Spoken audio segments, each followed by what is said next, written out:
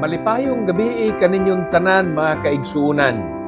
Ako si Pastor Alan Omar Bonzo sa Green Meadow Baptist Church. Nagakalipay nga karong gabi mapadayon nato ang atong midweek prayer meeting og tungod kay karon December 24 himuon nako nga pinasahi ang ato nga mensahe og magisgot kita karon may tungod niining kapanahunan sa Kapaskuhan. Adunay mga magpangutana, Pastor, naga-celebrate ba ikaw og Christmas? Og magabasa ko parang matubag na nga pangutana og tingali daghan pa dinhi sa Luke chapter 2 verses 10 and 11. And the angel said unto them, "Fear not, for behold, I bring you good tidings of great joy, which shall be to all people. For unto you is born this day in the city of David a Savior, which is Christ the Lord." Ang Dios magapanalangin sa iyang mga pulong nga atong gibasa. Mga kaigsuunan, mauni ang panahon diin daghan nga mga katawhan ang dugay matulog. Karong gabi ang uban na nagtigom, ang uban na nag-andam og mga pagkaon, ang mga kabalayan adunay daghang mga suga og hayag ang atong palibot. Adunay uban nga bisan ilang mga sakyanan, bisag mga tricycle, bisan og sakyanan sa pulis, adunay mga dekorasyon. Kay mao kini ang panahon diin nagahinumdum kita sa pagkatao ni Ginoong Hesukristo. Mga kaigsunan, unsa man inyong termino ni ana, moingon ang uban Christmas, moingon ang uban Yuletide season. O apan ako moingon nga mao ni ang paghinumdum nato sa pagkatao sa usa ka bata nga nanahimo natong higala, manunubos, maingon man si Ginoong Hesukristo nga maupod ang Mesiyas. Usa ka matahom nga kasaulugan ang atong pagahimuon karon. Busa ug ang inyong pangutana angay bata nga magsaulog niini nan ako magaingon nga panahon kini sa kalipay, panahon kini sa kasaulugan, bisan og wa ta nakasayod kung kanus agyong pitsahan na taos Ginoong Hesukristo apan muuban kita sa Kristohanong katilingban kon Christendom. Mahitungod kini sa pag-ila nga sa dako nga gugma sa Dios nga rin nato, iyang gihatag ang iyang bugtong nga anak, gitawag siya Hesus, kay siya maoy manunubos, apan wa nagtapos dihang iyang pangalan, siya usab si Kristo nga mao ang Mesiyas. Adunay pipila ka mga butang nga angay natong tun-an karon mga kaigsunan para di ta masaag. Busa kung unsa man ang inyong tawag nini, ang ako nga paghatag termino nini, paghinumdum sa kasaulugan sa pagkatao sa atong Ginoong Hesus. Di nato tugtan mga kaigsuunan nga ang maglabaw niining maong kasaulugan mao ang persona sa usa ka pangan gitawag sa pangalang Santa Claus. Ayo itugot yun na nga mao nay magpanguna kay kining panahona ang matuod nga diwa nini ma-eksperyensyahan og masinatian nato kung mahimong sentro sa atong kasaulugan ang Dios nga naghatag.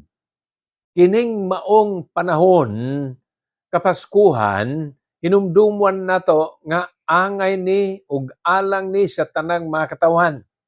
Balikon nako to atong gibasa kaganiha. Ingon ang anghel, "I bring you good tidings of great joy, which shall be to all people." Nagdala ako og maayong balita, unya kining maayong balita nagdala og dako nga kalipay. Ang great manggod dinhi di lang ni dako, bantog yun. Og kini ang pasabot nini labaw nga kalipay. Ang pulong joy numduman sab nato nga labaw pa na sa happiness Kay ang being happy, circumstance controlled ka na. Kay mga nadawat nga kwartang daghan. Kumuing ka, I am happy, angay ra. Apan ang joy kanang maong matuod nga kalipay, bisan og dili gyud dinagko, pero nakita nimo ang kaayos Ginoo, that results to joy. O lain gyud ang matawag natong happiness, taphawra, kaysa sa joy, halalom gyud kana ang iyang kahulugan. Karon magaadto ta sa pagsabot o pagtuon nganong sa ulog nato ning maong kapanahunan. Matuod nga sa balaang kasulatan, walay date nga gibutang, walay pitsang gibutang. Dili Disyembre 24 sa las 12 ang takna, wa tay basihanan ni ana. Sa atong kalendaryo gibutang nga Disyembre 25, Christmas Day. Pero mga kaigsunan, hinumduman nato ang Biblia, wa gyud naghatag og eksakto nga pitsa kung kanusa na tawo si Jesus. Ang gibutang sa balaang kasulatan panahon to nga tingtugnaw. Apan sa ngalan nga ang mga magbalantay og karnero, naa pa sila, wa pa sila sa ilahang panimalay, naa pa sila didto sa open field, ay pasabot niya na nga dili pa ni snow time. Kay kung pananglitan, mao na ning panahona, maglisod ng mga magbalantay og karnero nga naa gyapon didto sa ilang pasibsibanan. Okay, so ato nang tanawon ang una. Kining maong mensahe alang sa tanang mga katawhan. O balikon nato ang chapter 2 verse 10. To all people. O ang maayong balita dinhi, ang good tidings, ang gisulti dinhi, a Savior was born. Dili lang bata maoy na tao. Of course, ang pagkatao niya na, usa magina ka infant ko na masuso nga bata. Apan labaw pa ni, because a Savior was born. Ingon pa sa balaang kasulatan. Mao gyud ni ang angayan natong hinumduman karon mga kaigsuonan. Dili ta didto sa mainit nga sikwate o bibingka, lechon, pagkaon, mga ham, dili ta diha. Apan tanaw nato kung sa gyud ang diwa nining maong kapanahunan, nganong nahimo ning pinasahi, nganong daghang na nagtigom, ngano ang daghang kasaulugan nga ginahimo. Busa sa pagsulti nako ganiha, inubanan sa pagbasa nga to all people, apil ikaw ni ana higala. Apil ikaw ni ana igsuon diha sa atong pagtuog diha sa atong Ginoo. Kung pananglitan ang ubang mga tao ron restless pa kanang di mapamutang ba. Saon naman lang nato ang sunod tuig ani, saon naman lang nato ang atong Noche Buena nini. Apan unsa man ang imong sitwasyon karon, ang Dios wa nakalimot sa imuha og kining maong balita nga adunay na tao nahimo natong manunubos si Hesus alang kini sa tanang mga katawhan. Gani mga kaigsuonan, hinumdumi nga ang una nga mensahe gipaabot ngadto sa magbalantay og mga karnero. Hinumdumi mga kaigsuonan nga ang pagbantay og karnero nining setting sa pagsulat nini mga trabaho o usa kini nga trabaho nga dili gyud ingon nga hataas nga moingon ta kadtong noble nga klase nga trabaho. However, please do not misunderstand me, my brothers and sisters. Any honest endeavor to earn something, to earn money, to earn money for our food and subsistence, noble man gyud gihapon na.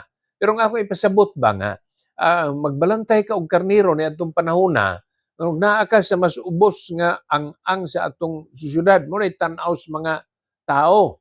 Kay hastang ilang baho, murag karnero na gyud pod. Kay permi man nga mautong ilang makauban. Dito sa sibsibanan, naa sila, pagdala sa pasungan, sila ang muhatag og guide, unya sunod na pod, hastang ilang baho, mao na gyud. Shepherd's smell na gyud ang gawas. Apan mga kaigsuonan, dinhi gipailalang nga sa mga ordinaryong tao nga magbalantay og karnero na una ang mensahe sa anghel ang ipasabot niini nga dili edukado lang ang makaduol sa atong Ginoo. Ikaw, unsa man ang imong educational attainment, unsa man ang imong standing sa atong sosyedad, pwede nga makaduol nga na sa atong Ginoo. It is good news, good tidings of great joy which shall be to all people. Ikaduha mga kaigsuunan, kining maong selebrasyon og kasaulugan nato, nagdala kini og mensahe may tungod sa usa ka manunubos. The message that this season brings to us is about the message of a Savior. Naghatag ni og paglaom sa mga nawad-an na og paglaom. Naghatag ni og paglaom sa kaluwasan sa mga makasasala. Iuna na, the world has always bad news. And the more bad news, if you have worse news, or the worst of the news, maunay maayo sa kalibutan. But this season brings us good news. Nga ang gisulti dinhi, adunay gipakatao na mugso unya nahimo nga manunubos. Mao ni ang nindot kay mga kaigsuunan. Kay si Jesus mianhi dinhi sa kalibutan, dili lang magtudlo. Dili lang siya mag-ayos mga masakiton. Apan siya nagdala og paglaom sa kaluwasan sa kada makasasala, ug ako kana ug ikaw, tanan tao, gihatagan niya ug gitanyagan niya og kaluwasan.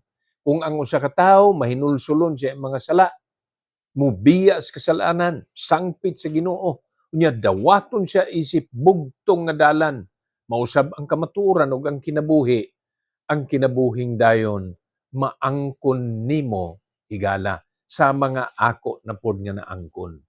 This is a message of hope. Hinumdumi ang kakuyaw nga dala sa sala, higala. Ang sala maoy muguba og kinabuhi. Sins can ruin life. Sins can ruin family. But Jesus, the Savior, offers hope. He offers eternal life. Mao na nindot kaay nga balita. Mao na nga good news unto all people. Good tidings. Great joy ang dala niini. Kung ang kalibutan ang iyara gyud mga kadautan, kasaypanan, ang dala ni Ginoong Hesus, pakigdait, kalinaw, maingon man pasig-uli ngadto sa Dios Amahan. Karong mga panahon na daghang mga ginikanan nagasakripisyo. Naay mga amahan nga nagatrabaho overtime. Trabaho gyud. Oras nating paulay, trabaho gyapon. Muna ingon nga ang gabi himuon lang murag adlaw. Basta makatrabaho lang, madugangan lang ang income. Unsay tuyo ni ana? Para sa iya lang ba? Dili. Para na sa iyahang mga anak. Para po na sa iyahang pamilya. Samang pamaagi, ang atong Dios usab nagsakripisyo. Samang ang usa ka amahan nagkugi, naghago para sa iyang pamilya, para makahatag siya sa kinahanglanon sa iyang pamilya. Ang atong Dios Amahan, wa sad niya gihikaw kanato si Ginoong Hesus. Iyang gihatag, timailhan sa dako niyang gugma, bisan kita, dili unta angayng pagahigugmaon. Mao nang pasalamatan nato ang Dios sa iyang dakong gugma. Si Hesus gipakatao sa pasungan. Kay wa na may lugar kaniya didto sa mga motel kung naalang na kaniadto. In gihapon karon may matawag gihapon ta nga mga lodging houses, mga inn na gihapon karon. Pero niadtong panahon na dili pa hotel lang tawag, inn o pwede gihapon na. Pero wa nay lugar para nila. Unsay leksyon nga makuha nato nini? Karong panahon na may mga tao gihapon nagahinumdum Pasko moingon sila. Apan ang ilang nga practices napakyas sa pag-ila kinsa si Hesus nga maoy na tao niining maong kapanahonan. Busa unta na ay luna sa imong kinabuhi si Ginoong Hesukristo. Many celebrate the birth of our Lord Jesus Christ. They prepare food. They schedule their family reunions. They schedule their fellowship. Daghan ang ilang baga himuon. Apan ang subo mga kaigsuunan kaysa kasaulugan nalimtan ang matuod nga nagsaulog sa iyang adlaw nga tawan. Busa ako manghinaot nga dili sayang ang imong kasaulugan sa Kapaskuhan. Ang ato nga maipaila nato nga si Ginoong Kristo mao si Hesus mao tong bata nga natao, siya usab ang Mesiyas, siya ang Kristo. Ang ikatulo niini mga kaigsunan, unta nining maong kasaulugan, muusab-usab kini sa matag usa nato ka kinabuhi ug sa pamaagi nga kita usab manggihatagon. I hope that this celebration of this season will help you change how you live and will help you change how you give. Ang Dios naghatag nato og kinabuhing dayon. Ang Dios naghatag usab nato di lang higala apan manunubos. Unta may kausaban usab ang atong pagkinabuhi, maingon man ang atong pagkamanggihatagon.